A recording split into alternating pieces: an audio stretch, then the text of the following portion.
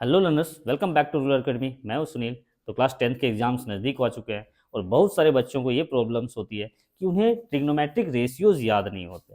तो पिछले दो वीडियोज़ में हमने 30 डिग्री 60 डिग्री के रेस्पेक्ट में सारे ट्रिग्नोमेट्रिक रेशियो को डील करा था और हमने बताया था आपको कैसे चीज़ों को याद करनी है।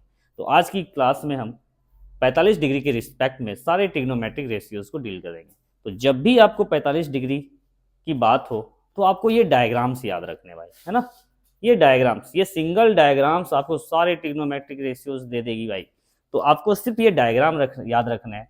तो हमने क्या किया है, हमने एंगल सी को क्या ले लिया है भाई, 45 डिग्री ले लिया है। 45 डिग्री ले लिया। तो आप जानते हो हम जिस एंगल्स की बात करते हैं उसके सामने की जो साइड्स होती है वो हमेशा क्या कहलाएगी, हमारी परपेंडिकुलर कहलाएगी भाई।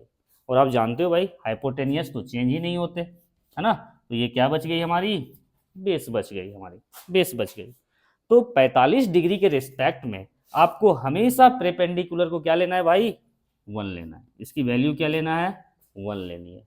बेस को भी आपको क्या लेना है, हमेशा हमेशा बेस को भी आपको 1 लेना है। तो जब हम इस राइट एंगल ट्रायंगल में पाइथागोरस थ्योरम अप्लाई करेंगे तो हाइपोटेनियस की जो वैल्यू आएगी वो किसके इक्वल आएगी, √2 के इक्वल आएगी, है ना। बस आपको यही डायग्राम याद रखने, 45 डिग्री वाले डायग्राम्स याद रखने हैं। 45 डिग्री के सामने परपेंडिकुलर, उसकी वैल्यू हमें 1 लेनी है, बेस को भी 1 लेना है और हाइपोटेनियस को √2 लेना है। बस आपको इतना करनी है। अब आप देखो तो हम क्या करते हैं, सारे ट्रिग्नोमेट्रिक रेशियो को कैलकुलेट करते हैं। तो सबसे पहले हम साइन 45 डिग्री निकालते हैं। साइन 45 डिग्री क्या होगी भाई, आप जानते हो साइन थीटा बराबर क्या होती है, P/H, यही तो होती है। तो P हमारी कितनी हो गई भाई, P हमारी हो गई 1, है ना। और H हमारी क्या हो गई, √2। तो साइन 45 की वैल्यू क्या होगी, 1/√2। एकदम सिंपल लॉजिक। बस आपको डायग्राम याद रखने हैं। उसी तरह कोसेक 45 डिग्री भाई।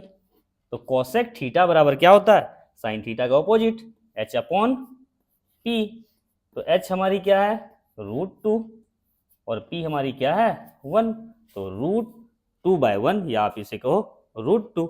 ऐसे भी आप जानते हो भाई, है ना, साइन 45 की वैल्यू 1/√2 है। तो कोसेक 45 की वैल्यू क्या हो जाएगी, जस्ट इसका उल्टा। तो आपको बस पलट देना है, √2 ऊपर और 1 नीचे। उसी तरह टेन 45 डिग्री, है ना, टेन 45 डिग्री। तो टेन थीटा बराबर क्या होती है, P/B। तो हमारी P क्या है, P है हमारी 1 और B हमारी क्या है, 1। और 1/1 किसके इक्वल भाई, 1 के ही तो इक्वल। तो टेन 45 की जो वैल्यू होगी वो हमेशा क्या होगी, 1 के इक्वल। तो टेन का उल्टा क्या होता है भाई, आपको ये कॉट। तो कॉट 45 डिग्री बराबर, तो कॉट थीटा बराबर क्या, जस्ट टेन थीटा का उल्टा, यानी B/P। तो B की वैल्यू क्या है भाई, 1 और P की भी वैल्यू क्या, 1। तो इसकी वैल्यू क्या आ गई, 1। तो कॉट 45 डिग्री किसके इक्वल होती है भाई, 1 के इक्वल, है ना। अब हम करते हैं कैलकुलेट अपने कॉस 45 डिग्री। कॉस 45 डिग्री, तो कॉस थीटा बराबर क्या होता है, B/H, यही तो होता है, B/H। तो B हमारी क्या है भाई, 1 और H हमारी क्या है, आप हो गए √2। तो कॉस 45 की जो वैल्यू होगी वो क्या होगी, 1/√2। उसी तरह कॉस का उल्टा क्या भाई, आप हो गए सेक। तो सेक 45 डिग्री, है ना। तो सेक थीटा बराबर क्या, जस्ट कॉस थीटा का उल्टा, है ना। तो क्या हो जाएगी, H/B। H हमारी क्या, √2 और B हमारी क्या, 1। तो इसकी भी वैल्यू क्या आ गई, √2। हमने कुछ करा क्या, नहीं, हमने एक सिंगल डायग्राम याद रखा और इस सिंगल डायग्राम ने हमें सारे ट्रिग्नोमेट्रिक रेशियोज दे डाले, है ना।